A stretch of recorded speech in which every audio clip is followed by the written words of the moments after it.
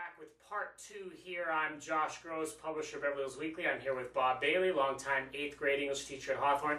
Bob, when we were talking in our last installment, we talked a little about when you first got hired 34 years ago and some of the differences in the district at that time versus now.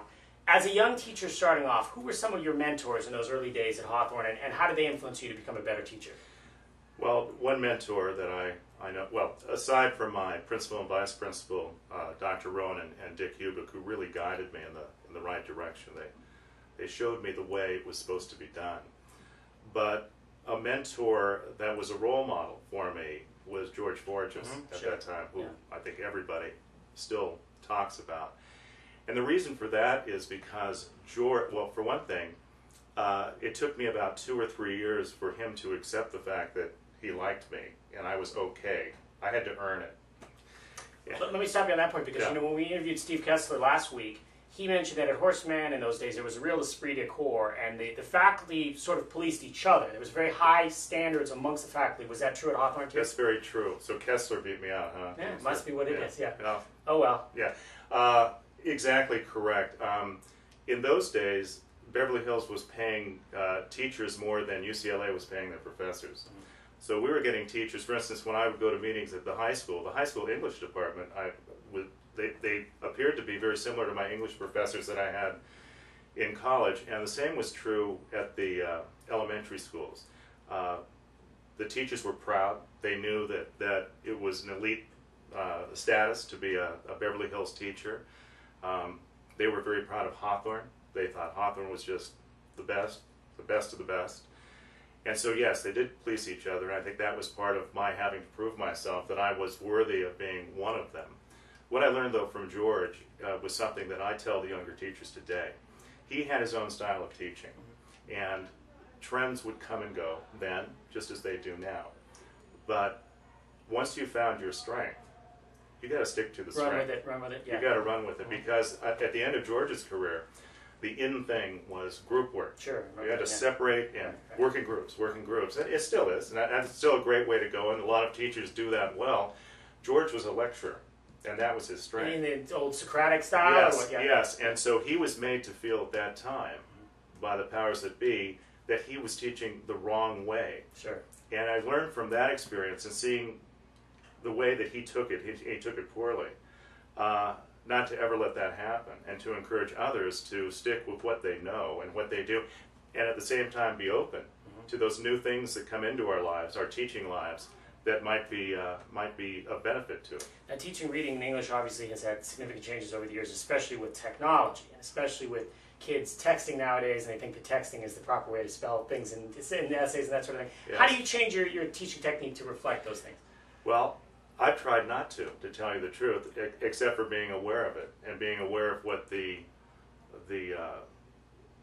I don't know, the journeys are the kids are taking.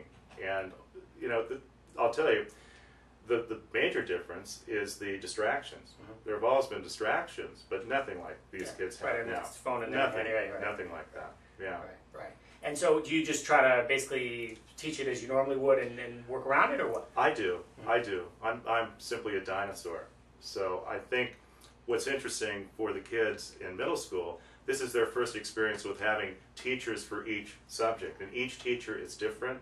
Each teacher has their own set of rules, and each teacher has their own style. So we have very, very strong English / tech teachers, especially our 7th grade teacher, Daniela Camp. She's really very strong in the tech area, so I feel good. They had it with Daniela, they'll have it again. Now they'll have old me, which tends to be good for them, I think. Nothing wrong with that. Now, we've discussed the fact that you've had many second-generation families where you taught their parent when they were in 8th grade, and now you have the kid in the room. Yeah, quite, and of course, Steve had a similar story he was telling me. Tell us a little bit about that. That's a very special thing only to Beverly Hills. Yeah, it really does make it feel like a community, you know, family. And what's great is the parents that have had me before make me feel so at ease during back-to-school night, because I know that they get it, they've had it, and if others don't get it, they'll tell them. And so, yeah, my back-to-school night presentations have little to do with the curriculum and more to do with what to expect as far as the 8th grade year goes. I You the mean curriculum's emotionally strong. and that sort of thing? Everything, Yeah. everything else. But yeah, the curriculum is so strong in 8th grade that I don't have to sell it. It's solid. And that's not why they're back to school night anyway. They don't care about the curriculum at that point. They want to check me out to see if I'm a freak. And maybe Yeah, maybe. in a good way. What's the most different aspect of teaching and education today in 2010 and when you first started teaching?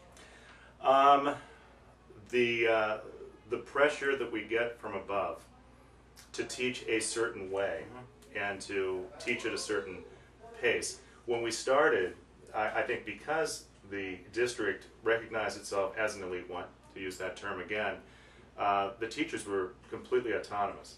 Not that we aren't now, but there's a lot of pressure on us to, again, do this, do it this way. So more of an academic freedom kind of argument, Yes. and less testing, obviously. I mean, That's true. Yeah. That's true too. That's true too. Yes. And so in terms of this has made more veteran faculty like yourself feel like they need to be a peg that conforms to a certain way, or what? Well, I think the veteran faculty feels like, you know what, there are new teachers that can really use the information you're giving them, the help you're giving them, but the veteran faculty would just like to just get out of my way and let me teach. And do your job, which obviously you know how to do. So we would hope at this point you know what to do. Yeah, well, I'm still working on it. All right, we're going to come back with part 3 after this.